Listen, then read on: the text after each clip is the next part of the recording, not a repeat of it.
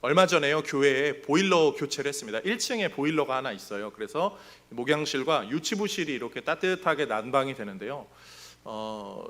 보일러가 보통 한 10년 정도가 수명이라고 하더라고요. 근데 이제 거의 한 15년 넘어간 걸로 제가 알고 있어요. 엄청 오래 썼어요. 그래서 자꾸 고장이 나는 거예요. 겨울철 되면 이제 다가오면 고장 나고 한 번씩 멈추고 구동 안 되고. 그래서 기사님을 부를 때마다 뭐가 이래서 이래요 저래서 이래요 뭐 설명한다고 압니까? 뭐 잘 안 돼서 한 몇 년을 좀 이렇게 계속 한 번씩 부르면 또 심폐소생술하면서 이렇게 버텼습니다. 그런데 이제 부품도 안 나오고 그러는지라 당회에서 이제 한번 결정해서 저희가 바꾸자 했어요. 그래서 아이들이 또 냉골에서 예배드리면 안 되니까 그래서 바꿨고요. 이번 주 추웠잖아요. 보일러가 아주 다 구동하면 따뜻하게 가동이 되더라고요. 아시죠? 거꾸로 2번 타는 보일러. 아무튼 그걸로 바꿨는데 정말 금방 따뜻해져가지고 야 진즉 바꿀 걸 할 생각이 절로 날 정도로 아주 감사하게 또 요즘 지내고 있습니다. 그 보일러 하나의 고장이 삶에 이런저런 영향을 미치는 걸 보면서 저는 요즘 시대 생각을 했어요. 우리 시대가 이렇게 겨울 그냥 계절의 겨울이 아니라 이 신앙의 겨울 아닌가? 우리가 되게 열심히 살거든요. 손에 지문이 다다를 정도로 열심히들 살잖아요. 아침 일찍 일어나서 밤 늦게까지 일하시는 분들 많고요. 정말 사는 거 버는 거 쪼개고 쪼개서 계획하고 또 애써서 하고 또 건강도 나름대로 챙기고 먼 미래 바라보고 아주 열심히 사는데 잘 사는지 모를 때가 있어요. 이 방향이 맞나? 이렇게 열심히 살면 제대로 되나? 그럴 때가 있고요. 뭔가 좀 고장난 것 같아서 열심히 바쁘게는 사는데 마음은 냉골인 그런 때들이 있어요. 그럴 때 우리는 어떻게 살아야 되는가? 저는 오늘 말씀을 좀 그 방향성으로 준비했습니다. 오늘 설교의 제목은 신앙의 삼중열이에요. 2번 타는 정도가 아니라 3번은 태워야 될 것 같아서 오늘 본문 우리가 아는 지난주 예수님께서 고향에서 배척당한 이야기 뒤에 예수님께서 제자를 파송하신 이야기들을 우리가 살펴보면서 하나님 성령께서 내 마음에 지혜 주시고 은혜 주셔서 말씀을 가슴에 새기게 하시고 그 말씀으로 살아갈 때 하나님께서 내 인생이 정말 무미건조한 차가운 냉골 같은 삶이 아니라 하나님으로 인해서 따뜻하고 때로는 뜨겁게 불타오르는 그런 인생 되게 하여 주옵소서. 기도 제목되고 응답받는 우리 모두가 되기를 주님의 이름으로 축복드립니다. 3가지 내용을 살펴봅니다. 첫 번째로요, 성도는 이 열린 마음으로 신앙생활을 해야 한다는 것 꼭 기억하시면 좋겠어요. 열린 마음, 닫힌 마음이 아니라 열린 마음이죠. 오늘 본문은요, 이 전문맥에 잠깐 우리가 몇 구절 읽고 오늘 본문을 같이 읽었잖아요. 예수님의 고향에서 닫힌 마음으로 예수님을 배척했던 사람들, 그 사람들 5절과 6절에 이렇게 말합니다. 거기서는 아무 권능도 행하실 수 없어 다만 소수의 병자에게 안수하여 고치실 뿐이었고, 몇몇 혜택 받은 사람이 몇 명 안 됐던 거죠. 그들이 믿지 않음을, 마음이 닫혔음을 예수님이 이상하게 여기셨더라고요. 그 예수님이 이상하게 여기셨던 이 마음들, 우리의 마음은 아닌가 한번 돌아보는 거예요. 우리 잘 아시죠? 예수님의 가르침 중에 이 씨앗의 비유, 땅의 비유 있잖아요. 좋은 밭에 떨어진 것과 길가, 돌밭, 가시덤불 이런 데 떨어진 것, 이 씨앗은 똑같거든요. 씨앗이 다른 씨앗이, 여기는 이 씨앗, 저기는 저 씨앗이 아닙니다. 그런데 받는 마음에 따라 그것이 30배, 60배, 100배가 되기도 하고 아무것도 맺지 못하게든지 그렇게 나뉘어지는 거예요. 씨앗은 똑같아요. 말씀은 똑같아요. 하나님께 예배하는 것은 똑같을지라도요, 열린 마음으로 신앙생활하느냐, 닫힌 마음으로 신앙생활하느냐, 이것은 분명히 다르다는 거죠. 오늘 본문은요, 이 진자 운동하듯이 그 닫힌 마음, 열린 마음, 닫힌 마음 이렇게 가르쳐 주는 것 같아요. 전문맥에는 닫힌 마음으로 살았던 고향 사람들, 소수의 사람들만 그 혜택을 누릴 수 있었죠. 그렇지만 오늘 본문은 이 열린 마음으로 살았던 제자들, 예수님이 하라는 대로 따르고 그렇게 했더니 또 놀라운 역사가 일어나죠. 열린 마음으로 또 받았던 사람들의 이야기, 그리고 또 뒤에는 그 다음 후문맥은 닫힌 마음으로 살았던 헤롯 왕에 대한 이야기, 세례 요한의 죽은 이야기를 꺼내거든요.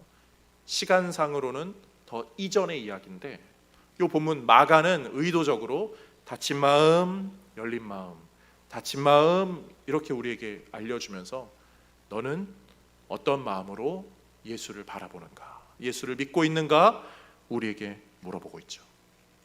사랑하는 성도님들, 신앙생활은요 마음 관리 잘하는 것이 저는 대부분이라고 봐요. 잠언에도 우리가 아는 구약 말씀 잠언의 4장 23절 이렇게 말하죠. 모든 지킬 만한 것 중에 더욱 내 마음을 지키라. 마음을 지키라고 말하죠. 구약뿐만이 아니라 신약 말씀에도 있어요. 히브리서 말씀 봅니다. 히브리서 3장 7절 8절. 그러므로 성령이 이르신 바와 같이 오늘 너희가 그의 음성을 듣거든 광야에서 시험하던 날에 거역했던 것 같이 너희 마음을 완고하게 하지 말라. 마음 그 닫힌 채로 살지 말라는 거죠. 마음 점검하라고요. 마음 점검하라고. 성도가요, 이 마음, 사람 마음이 마음대로 되지 않는 것 같기도 하지만 마음을 그렇다고 내버려둘 수는 없습니다. 그리고 마음을 점검하고 마음을 어떤 자세로 살아야 할지는 늘 우리가 살펴야 하는 부분이에요. 요즘에 그런 기술이 얼마나 좋아졌는지 그런 거 있잖아요. 지난주 비 왔을 때 좋은 옷 입으신 분들 중에는 비가 탁 내리면 비가 탁 튕겨나가는 그런 방수 재질의 그런 옷을 입으신 분들이 있습니다. 겉으로 보기엔 똑같은데 요 한 막이 쳐져 있느냐 아니냐에 따라서 이 비를 튕겨내느냐 다 젖어버리냐 그런 게 있죠. 이 좋은 기능인데 우리 역으로 우리 신앙에 한번 볼까요? 우리 신앙생활 겉으로는 다 똑같아요. 한 주간 어떻게 살다가 주일날 아침에 말끔하게 딱 준비해서 이렇게 조용하게 예배 드립니다. 찬양 시간에 찬양도 해요. 기도 시간에 눈도 감고 있어요. 설교 시간에 졸지도 않고 나름 잘 듣고 있습니다. 그런데 닫힌 마음으로 막이 쳐 있는 사람은 어떠하죠? 은혜의 홍수가 단비가 내려도 은혜의 생수가 흘러도 다 튕겨납니다. 하나도 듣지 않아요. 뭐라고 내가 들었든 상관없이 내 생각대로만 사는 것, 그럴 수 있어요. 닫힌 마음. 열린 마음은 어떠합니까? 말씀을 그대로 받는 거죠. 그런 면에서 성도는 열린 마음 갖기를 하나님께 구할 줄 아셔야 돼요. 예수님께서요 이런 가르침 하시거든요. 마태복음 7장 6절 거룩한 것을 개에게 주지 말며 너희 진주를 돼지 앞에 던지지 말라. 닫힌 마음 있는 사람은요 이 앞에 진주가 있든 플라스틱이 있든 구별하지 않아요. 구별할 필요도 없어요. 다 싫어요. 그냥 내가 먹고 싶은 것만 먹는, 개걸스럽게 먹는 그런 돼지의 모습인 거죠. 어떤 마음으로 신앙생활하고 계세요? 어떤 마음으로 신앙생활하세요? 예수님의 산상수훈 가르침에 쭉 이어질 때 마태복음 7장에 보면 이런 말, 우리가 잘 아는 말씀 있잖아요. 구하라 그리하면 너희에게 주실 것이요 찾으라 그리하면 찾아낼 것이요 문을 두드리라 그리하면 너희에게 열릴 것이니 구하는 이마다 받을 것이요 찾는 이는 찾아낼 것이요 두드리는 이에게는 열릴 것이니라. 우리 잘 아는 말씀이죠. 하나님은 그렇게 주신다는 분이라는 말씀이기도 하지만 동시에 우리의 마음을 자극하는 말씀이에요. 너 구하지도 않는 그런 수비적인 그런 마음으로 신앙생활하고 있지 않냐? 팔짱 딱 낀 채로 안 돼 하고 인상 딱 찌푸린 채로 그렇게 신앙생활하고 있지 않냐? 닫힌 마음으로 신앙생활하는 거 아니야? 하나님은 우리에게 물어보신다는 거죠. 사람의 마음은요, 예레미야가 그러잖아요. 만물보다 심히 부패한 것이 사람의 마음이라고요. 그냥 두면, 신경 쓰지 않고 있으면 점점 썩어져가는 것이 우리의 마음입니다.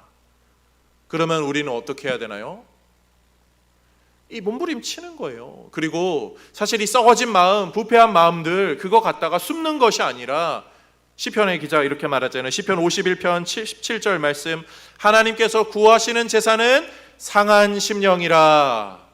하나님은 완벽한 심령을 원하는 것이 아니라 상한 심령, 괴로운 심령, 문제 있는 심령, 그치만 하나님 앞에 나오는 그 모습 그대로 하나님 앞에 나오는 자들을 원하셔요.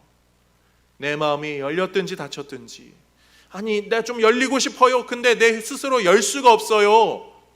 조금 틈이 있나 없나 모르겠는데 그 마음으로 그냥 나오는 것, 그게 가장 열린 자세죠.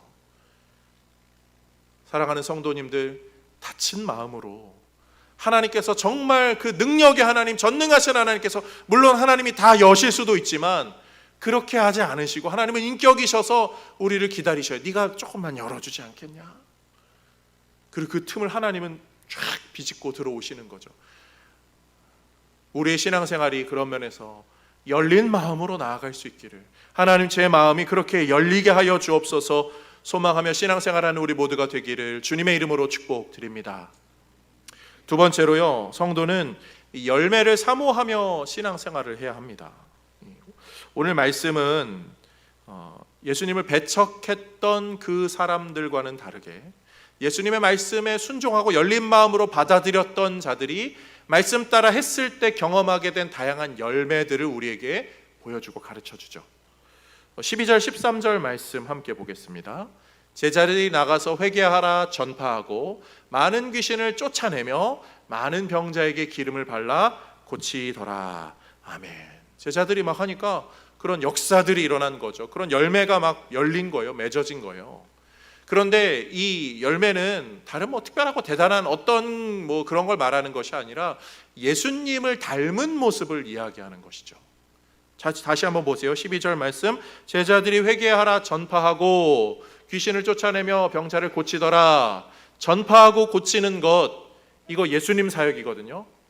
마태복음 4장 23절 이렇게 말해요. 예수께서 온 갈릴리에 두루 다니사 그들의 회당에서 가르치시며 천국 복음을 전파하시며 백성 중에 모든 병과 모든 약한 것을 고치시니, 예수님이 하셨던 사역이 이거죠.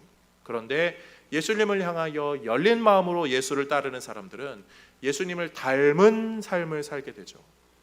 성도는 그런 면에서 예수님을 향한, 그 하나님을 향한 열망으로 살 때 하나님을 따르고 예수님을 닮은 삶을 살게 됩니다. 그게 우리 인생의 열매라고요. 우리가 열매라고 하면 너무나 광범위하고 너무 다양해서 좀 다른 생각들로 많이 이어질 수 있는데요, 가장 좋은 열매는 예수 닮는 열매예요. 어떤 기적이나 역사가 일어나는 열매가 아니라 예수님 닮아가는 열매가 우리에게 가장 좋은 열매라고요. 그게 가장 은혜롭고 우리 인생을 가장 복되게 하고 우리를 가장 진정한 샬롬, 평강으로 인도하는 열매죠. 신앙생활하면서 저는 두 가지 열매를 꼭 구별해야 하고, 그 중에 또 이 구별해야 될 열매 중에 우리가 잘 알아야 될 내용들이 있다라고 저는 보거든요. 두 가지 열매가 있어요. 하나는 예수를 믿음으로 얻게 되는 구원의 열매. 이거는 예수를 믿는 모든 사람은 다 받을 수 있어요. 그런데 이 두 번째 열매의 종류가 있습니다. 이것은 하나님께서 구원받은 백성들에게 다양하게 베푸시는 열매들, 인생의 열매들이 있어요. 이거는 사람마다 좀 다르죠. 어떤 사람은 오늘 본문처럼 귀신이 내쫓긴되고, 어떤 사람은 병 나는 역사가 일어나고, 그런 것도 다양한 열매들이에요. 성경엔 다양한 열매들을 우리에게 가르쳐 주거든요. 회개에 합당한 열매를 맺어라, 이런 것도 있고, 갈라디아서에 나오는 성령의 9가지 열매들도 있고, 어떤 기적 같은 역사들의 열매들도 있고, 그런 여러 종류의 열매들이 있습니다. 그런데 그 종류의 열매들은 구원의 열매와는 좀 다른 거예요. 구원의 열매는 모든 성도가 받는 것이고, 이것은 구원받은 성도들이 혜택으로 받는 열매들인지라 이 열매 받을 수도 있고 저 열매 받을 수 있죠. 내가 원하는 그 열매가 나에게 열려져 있지 않다 하더라도 그게 하나님이 나를 미워하는 증거가 아니라는 거예요. 다양한 열매들 맺을 수 있어요. 하나님은 열매 맺기를 좋아하시는 분이거든요. 요한복음 우리가 잘 아는 말씀 15장 5절 말씀 이렇게 말합니다. 나는 포도나무여 너희는 가지라. 그가 내 안에 내가 그 안에 거하면 사람이 열매를 많이 맺나니. 하나님께 나아가면, 예수님께 접붙임 받아 있으면 사람이 열매를 많이 맺나니. 하나님 분명히 많은 열매를 주신다고요. 그런데 내가 원하는 그 열매가 안 열려서 우리는 괴로운 거잖아요. 근데 내가 원하는 열매만 바라보면 인생이 괴롭습니다. 근데 시야를 더 넓히셔야죠. 우리 이제 추워지면 눈이 내리거든요. 요즘은 안 그렇지만 예전에 어릴 때 눈 내리면 꼭 하는 행동들이 있었습니다. 요즘은 애들 눈 내리면 야 더러워 집에 들어와 다 이렇게 하잖아요. 근데 어릴 때는 어땠죠? 야 눈 내린다 먹어 막 입 벌려서 눈 먹는다고 이렇게 막 땅에 있는 눈도 막 드셨던 분들 계시죠? 저는 그런 세대는 아닙니다. 그렇지만 저는 내리는 눈은 막 먹어보고 싶어서 막 이렇게 했어요. 그래 눈 드셔보신 분들은 아실 거예요. 나 저거 먹을 거야 하고 하면은 그 눈 먹을 수 있나요? 내가 원하는 그 눈은 싹 나를 피해 갑니다. 그렇지만 가만히 이렇게 벌리고 있으면 다른 눈이 들어와요. 신앙생활도 비슷할 것 같아요. 내가 원하는 저 열매 떨어지려고 저 열매 밑에서 벌리고 있으면요, 그거는 그 열매가 익을 때 떨어지는 거지 내가 원한다고 떨어지는 거 아니에요. 그런데 내 입을 크게 열어서 하나님이 어떤 열매들을 나에게 부어주시는가 우리가 넓게 보면 이것도 열매고 저것도 열매구나, 그러면서 하나님이 나에게 어떤 열매들을 부어주시는지를 더 잘 알게 되죠. 그 사람은 저거 안 떨어져서 속상한 게 아니라 저게 안 떨어져도 감사할 수 있는 그런 신앙으로 살게 돼요. 우리 그래서 추수감사 늘 매년 감사하잖아요. 올 한 해 내 뜻대로 안 된 게 얼마나 많아요. 불평할 이유들이 정말 많음에도 그것 때문에 불평하는 게 아니라 오히려 감사할 이유들이 넘쳐나고, 사실 내가 이미 구원의 열매를 받았음이 감사하고, 인생이 좀 어려운 시기도 있지만 열매 맺힐 또 그런 시기들이 있을 걸 바라보기에 다양한 감사로 나아갈 수 있죠. 그러면서 성도가 추구해야 될 정말 다양한 열매들, 태의 열매도 있고 성령의 9가지 열매도 있고 회개에 합당한 열매도 있고 이런 열매 저런 열매 병 낫고 귀신 쫓아내고 막 잘되고 형통하고 그런 열매 있겠지만, 우리가 가장 추구해야 될 열매는 저는 로마서 6장 22절 말씀에 언급되는 이 내용인 것 같아요. 그러나 이제는 너희가 죄로부터 해방되고 하나님께 종이 되어 거룩함에 이르는 열매를 맺었으니 그 마지막은 영생이라. 거룩함에 이르는 열매, 이 지게 저는 전자의 열매, 후자의 열매를 다 포함하는 표현 같아요. 거룩함의 열매. 요즘 과일 뭐가 제철이죠? 과일 안 드세요? 드셔야 감기 이겨납니다. 뭐든 맛있죠. 요즘은 제철이 어딨나요? 다 잘 나오죠. 감, 귤 있는데요.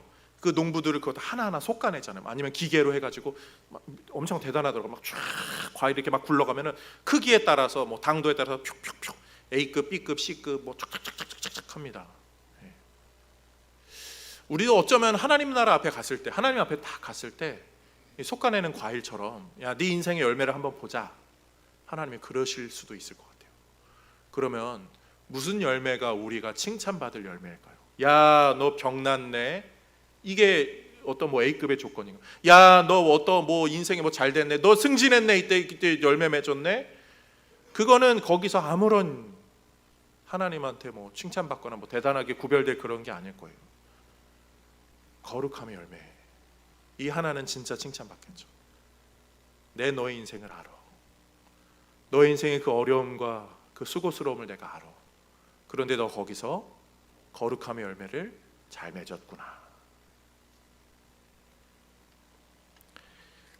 열린 마음으로 신앙생활하며 꼭 맺어야 할 열매를 맺어가는 우리 모든 성도님들 다 되시기를 주님의 이름으로 축복드립니다.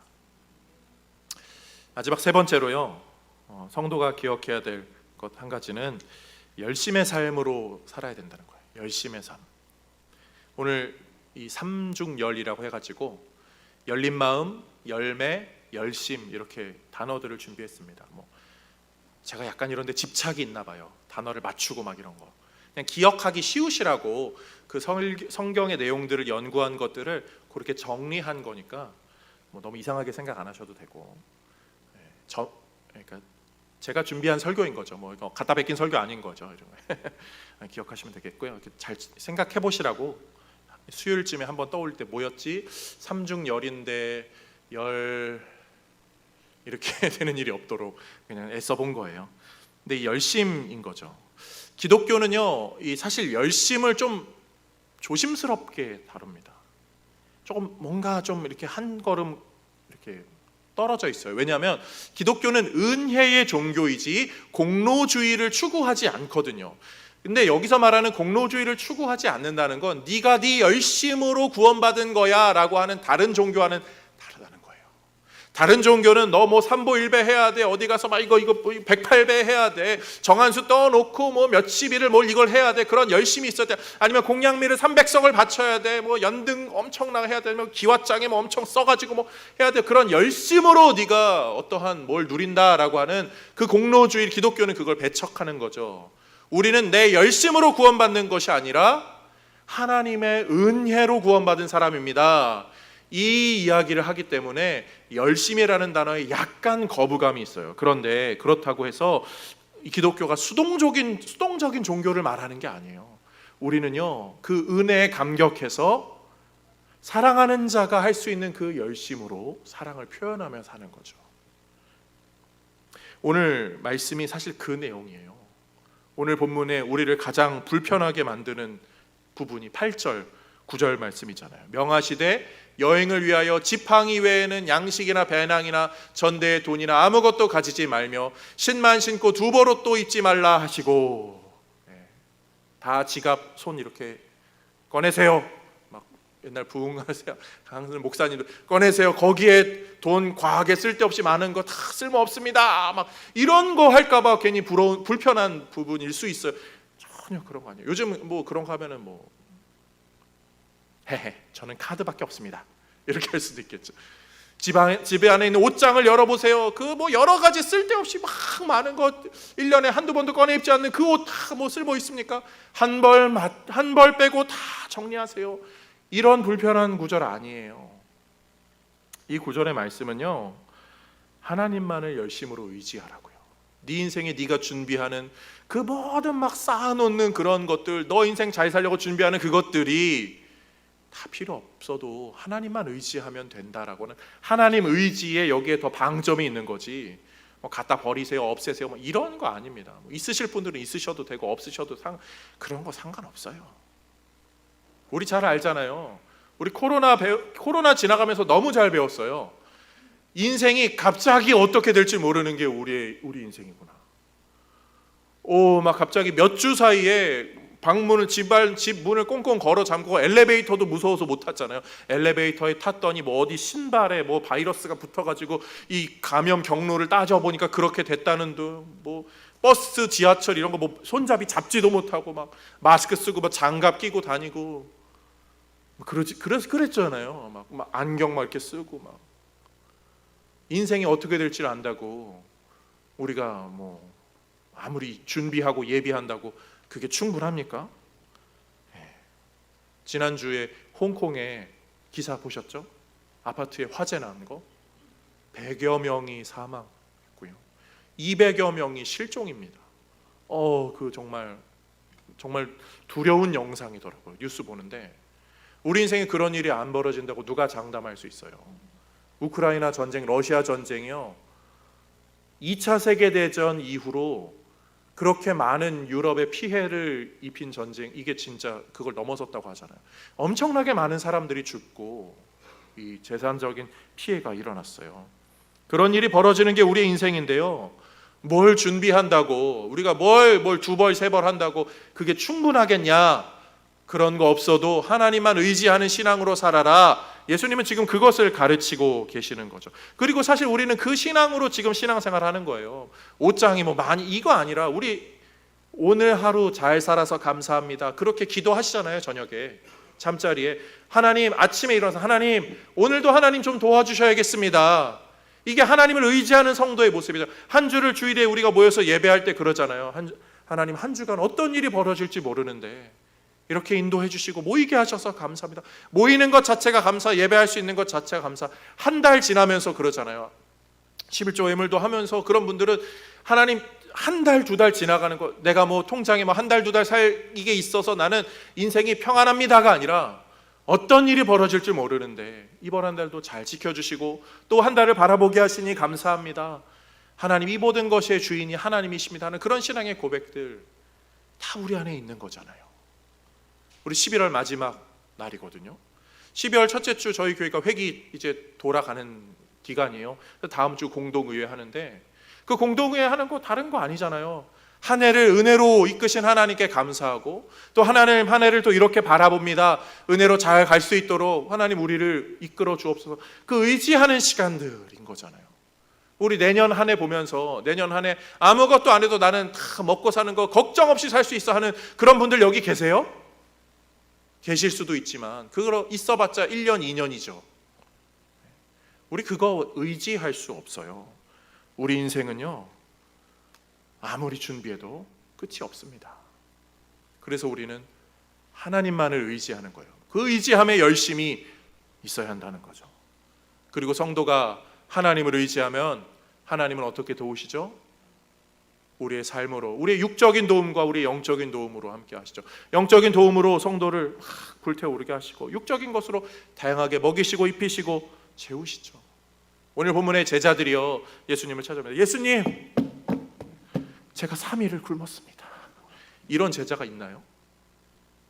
죄송합니다. 좀 액션이, 연기가 너무 과해지는 느낌이 있어서. 예수님, 제가 3일을 굶었습니다. 그런 분들이 없잖아요. 그냥 준비 안 하고 이렇게 갔는데, 아니 제자들이요, 뭐 3년 동안에 정말 스파르타로 밤낮 없이 코피 흘려가면서 공부한 그런 사람들 아니에요. 지금 중간 지점쯤에 조금 배운 사람들이에요. 그런 사람들이 뭘 얼마나 많이 알고 있다고, 뭐 아니면 과거에 랍비로 살았습니까? 아니에요. 아는 것도 별거 없고 할 수 있는 능력도 별거 없고 그런 경험도 없어요. 예수님이 이거 처음 시킨 건데 그냥 둘씩 짝지어서 갔더니 놀라운 은혜들을 경험한 거죠. 하나님이 도우신 거죠. 우리 인생이 그렇잖아요. 내 힘으로 되는 게 아니라 하나님 도움으로 삽니다. 그리고 예수님은요, 이 도움받는 삶을 더 잘 살게 하고자 한 가지 장치를 오늘 본문에 우리에게 교훈으로 가르쳐 주시네요. 7절 말씀 함께 보겠습니다. 시작.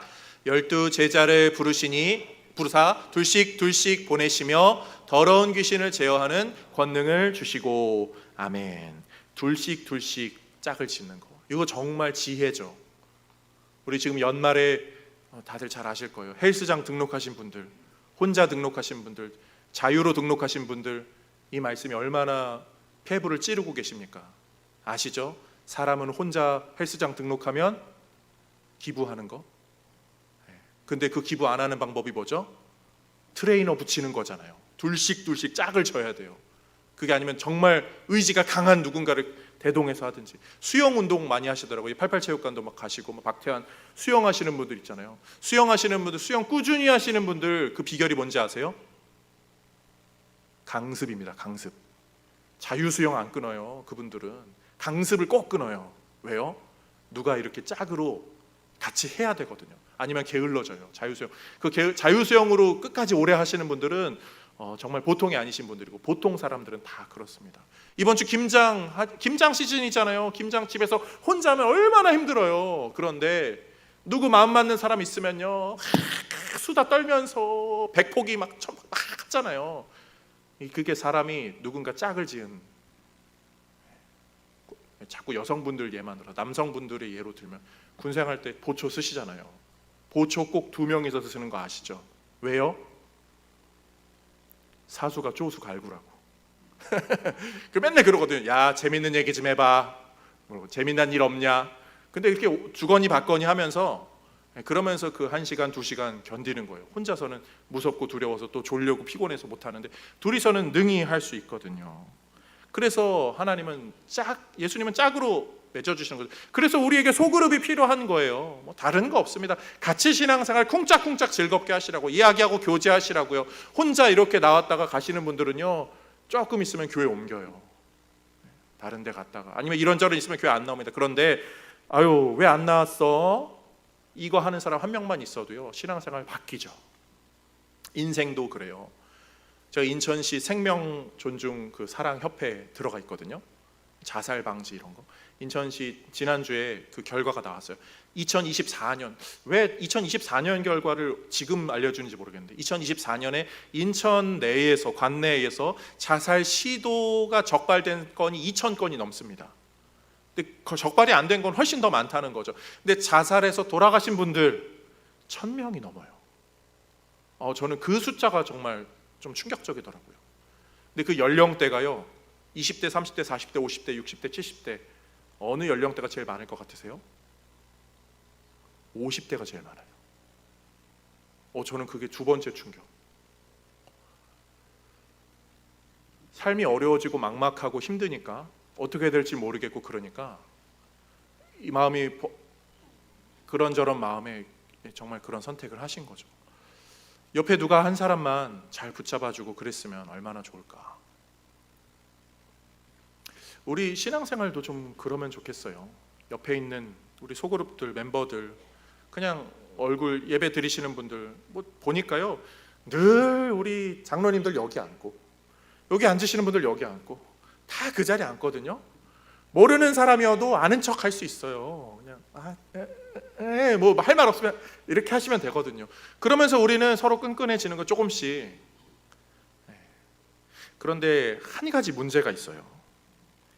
사람은요, 마음이 잘 맞다가도 변덕이 심해서 때로는 이 마음이 틀어집니다.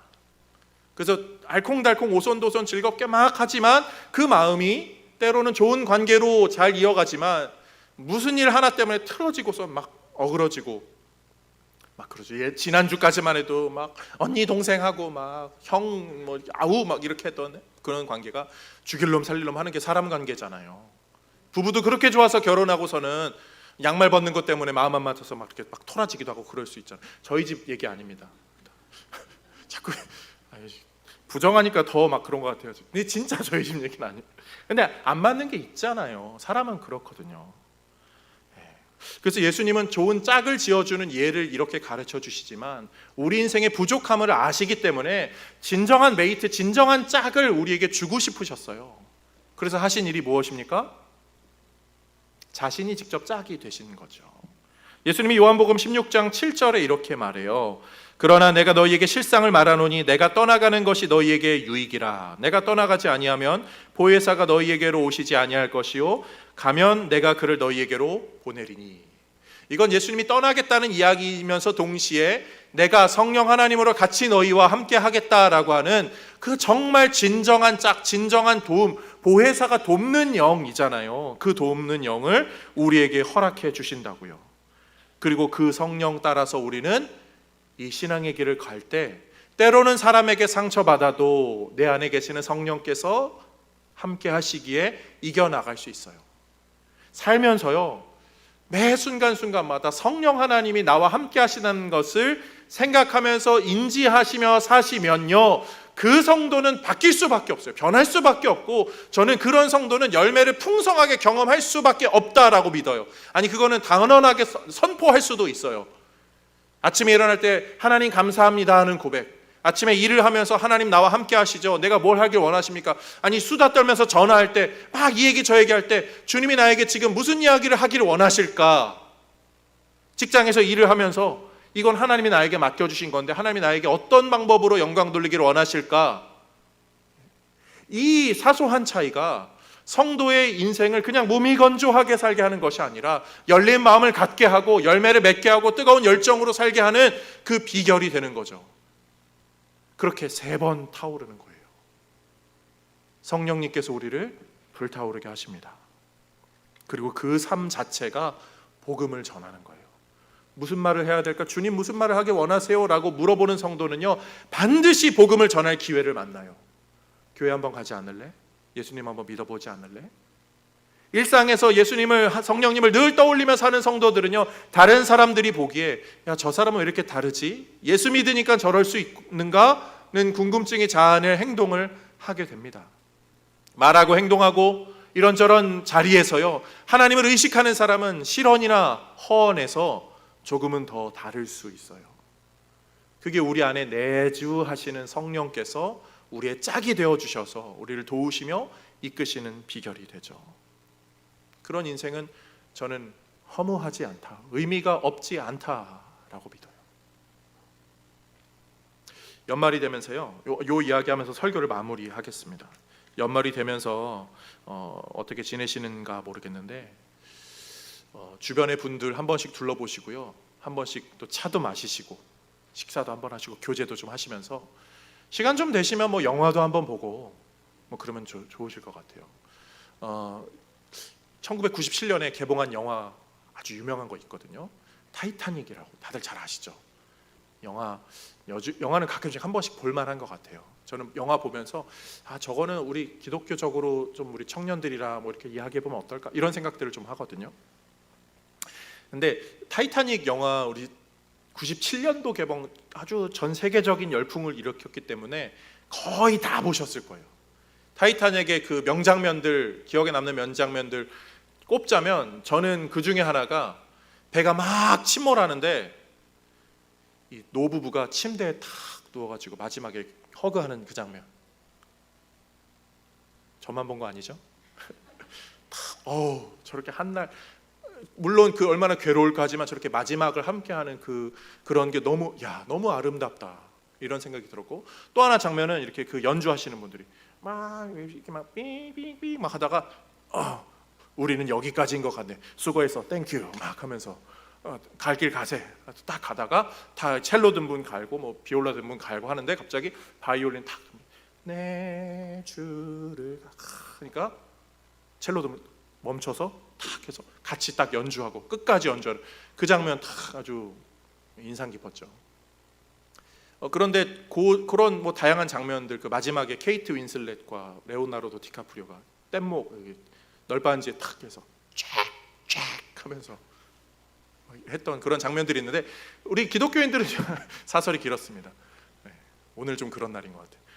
그 타이타닉 영화에서 타이타닉이 실화잖아요. 그 중에 꼭 한 연관지어서 하나 정도는 기억하시면 좋겠어요. 스코틀랜드의 하퍼 목사님이라고 한 분이 계셨어요. 그런데 이분이 시카고의 D.L. 무디 기념교회가 있거든요. 그 교회에서 부흥 집회를 한다고 요청을 받아가지고 미국으로 건너가게 됩니다. 스코틀랜드에서 미국 가려면 영국 가가지고 이렇게 배를 타고 뉴욕으로 가서 이렇게 가는 거죠. 근데 그 배가 타이타닉이었죠. 타이타닉이 영국에서 출발해서 뉴욕으로 가는 배였잖아요. 그리고 거기서 배가 그렇게 좌초되고 그분이 죽음을 당합니다. 그런데 몇 개월이 지나간 후에 이 미국의 온타리오의 해밀턴이라는 곳에서 한 청년이 자신이 타이타닉에 있었던 그 생존자라고 하면서 그 이야기를 하시는 거예요. 자기는 하퍼 목사님의 마지막을 봤다고. 그 널빤지에 의존해서 떠다니는 사람들 틈바구니로 그분이 이렇게 가면서 당신은 구원을 받았습니까? 아니요, 예수님을 믿고 구원 받으십시오. 또 저쪽으로 가서 당신은 구원을 받았습니까? 아니, 잘 모르겠는데요. 예수님을 구주로 시인하시고 고백하시며 구원을 받으십시오. 그것으로 그분의 인생이 마감됐다는 거예요. 보세요. 사느냐 죽느냐 하는 그 순간에 짜증나게 재수없게 전도나 하고 있는 겁니까 그게? 아니, 도와주세요, 살려주세요 그 소리 내기도 더 그럴 시간도 없는 그때에 뭐 예수 믿으세요 뭐 그런 얘기하고 있는 게 이게 맞는 겁니까? 예수를 모르는 사람들은 그렇게 이야기할 수 있죠. 또 보세요. 예수를 믿는 사람도 그 하퍼 목사 봐봐, 설교하러 간다고 하다가 그렇게 배가 그렇게 돼서 죽었잖아. 아니, 설교하러 그 좋은 일 한다고 하면은 이렇게 그렇게 빠질 배도 안 빠지고 다른 사람들은 건진 못 받아도 그 하퍼 목사님은 기적적으로 해서 여기 있습니다 이렇게 해야 되는 거 아니야? 라고 할 것 같은데, 우리 인생 보세요. 고장났어요. 우리 세상이 고장났다고요. 정기적으로 고장난 게 아니라 그냥 어느 시도 때도 없이 고장난 게 해서 다 꺼져버리고 다 냉골로 변해버리고 다 고장나서 벌벌 떨고 힘들고, 재수 좋아서 조금 따뜻해지는가 하면 그냥 재수 나빠서 안 좋은 일 가득하는, 그게 우리의 인생들입니다. 그런데 그 고장난 인생에 하나님께서 어떻게 일하셔요? 성령 하나님을 우리에게 보내주셔서 이 열정이 꺼지지 않도록, 그리고 우리가 함께 신앙생활 할 수 있도록, 때로는 열매로 때로는 열린 마음으로 주님이 우리를 이끄시는 거예요. 그래서 우리가 이 깨진 세상에서 하나님만 바라보며 견디며 사는 것이죠.